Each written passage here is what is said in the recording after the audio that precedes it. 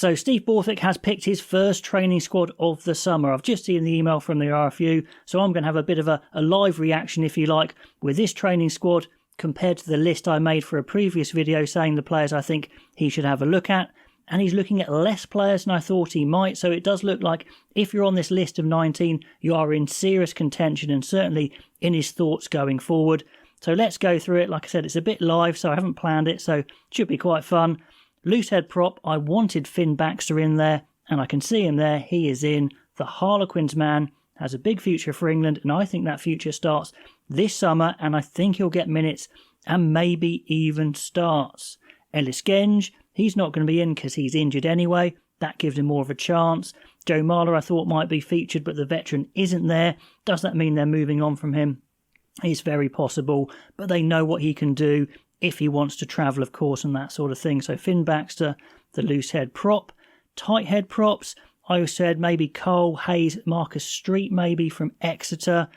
Hayes I can see is in there. Street was a long shot, but I think Hayes is worth some more time having a look at. He's still fairly young for a tight head prop, and we need tight head props, so have a look at him by all means. And Carl Sinclair, he's off to Toulon. Painter I thought didn't have a big enough season for Exeter, so I think that's about right. Hookers, I said Blamire, O'Gray and Sam Riley are worth a look. No Blamire I can see. No Riley, that was a bit of a long shot, but we do have O'Gray of Bristol Bears.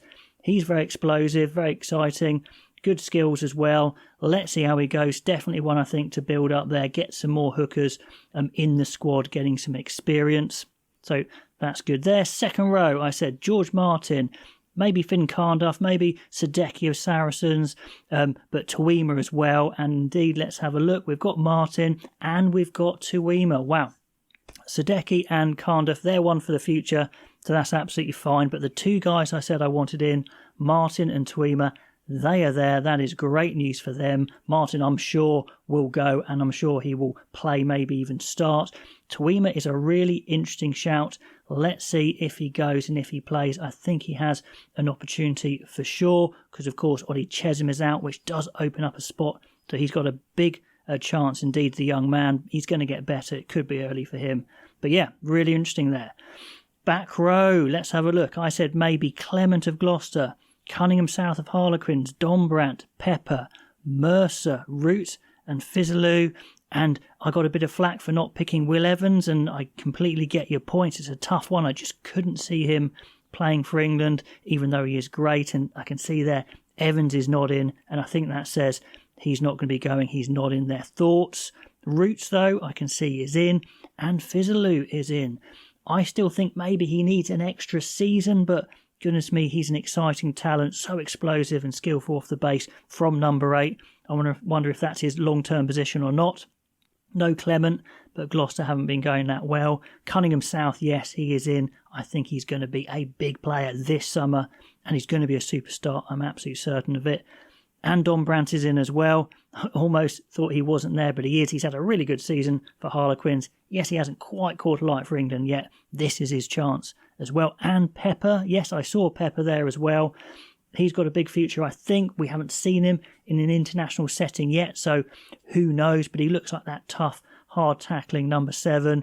Zach Mercer, though, no Zach Mercer. That is tough news, because he was really good, even though they lost that final in the European Challenge Cup.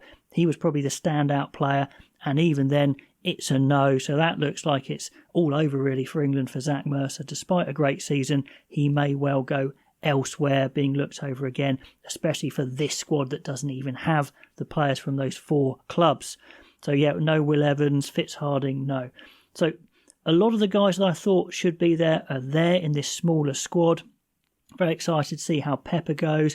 Fizzaloo's a really exciting pick, really talented. Okay, let's have a look now. Scrum halves, I said maybe Will Porter, Harry Randall or Jack Van Poortvliet. Let's have a look here. Randall, yes, Randall is in. No Porter, again, that was a long shot. He's had a good season for Harlequins, but hasn't been around for that long. Randall's been doing it for ages for Bristol Bears. He is in, and Jack Van Poortvliet. We know that Borthwick likes Van Poortvliet from his Leicester days. He's looking sharp, he's looking fit. Is he as exciting as the others? I don't know. How would he thrive in that new attacking scenario for England? We will see. But Randall and Van Poortvliet, the two guys I said should be in there, are in there. Porter was a long shot. And in this smaller squad, there's going to be less players anyway. And then fly halves, I wanted to fill those 3 spots. Marcus Smith was always going to be there. Then I said Charlie Atkinson and maybe Louis Johnson if you were going to take a third.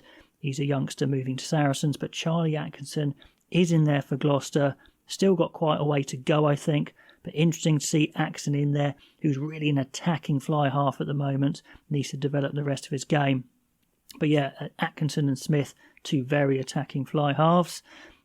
Harvey Skinner is not there. I thought he might be close, so I think that's going to be a no-go for him for England as he gets into his late 20s.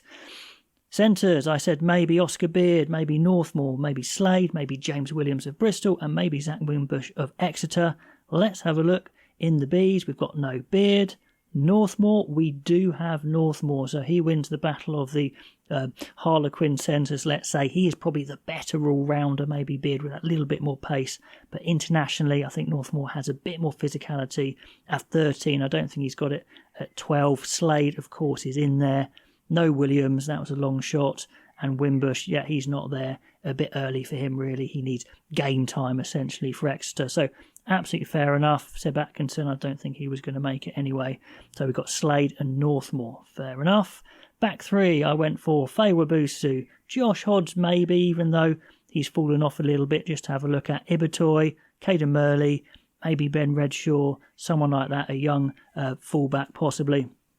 Who's he gone for? Well, Faye Wabusu, 100%. He is in. Anyone else here? We've got Freddie Stewart. Freddie Stewart is in. I hadn't selected him because I thought that's not the style that England are playing at the moment, but they're still keeping him in the fold. He's got great skills under the high ball. We know that. He's a big lad.